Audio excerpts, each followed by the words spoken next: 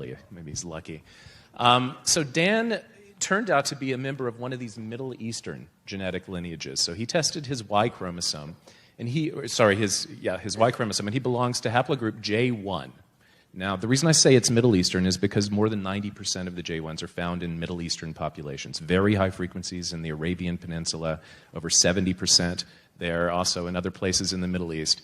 And it delineates, of course, that second expansion out of Africa into the Middle East 45 to 50,000 years ago, people who stuck around there for a long time. And then they were also among the first farmers. So beginning around 10,000 years ago, they probably originated somewhere over in this region. They expanded to the south, down into Ethiopia and places in northeastern Africa, down into the Arabian Peninsula, and out into North Africa. So it's primarily, as I said, a Middle Eastern genetic lineage.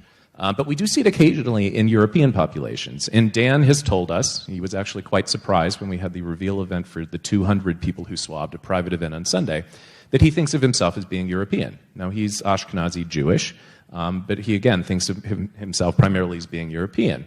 And what I told him was that haplogroup J is not limited to the Middle East. It's also found in Ashkenazi Jewish populations in Europe, and that is as a result of the Jewish diaspora. Now, he was really curious about this, and you saw him in the film. He was talking about the Abrahamic lineage and so on. And he wanted to know what additional information we could gather by comparing him to the database.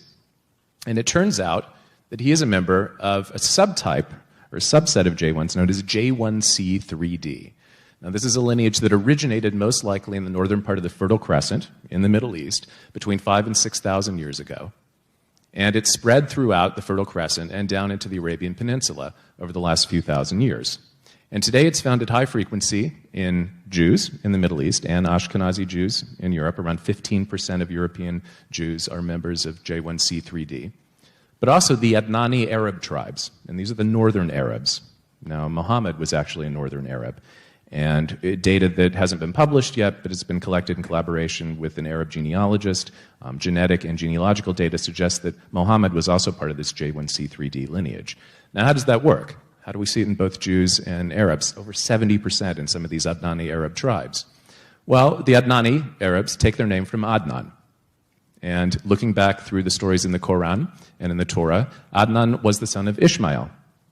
And Ishmael was the son of Abraham, the oldest son of Abraham. And Ishmael is generally considered by the Quran to be the founder of the Arab tribes. Now, the Jewish tribes trace their ancestry, of course, to Jacob, also known as Yisrael, and he's the son of Isaac, the second son of Abraham.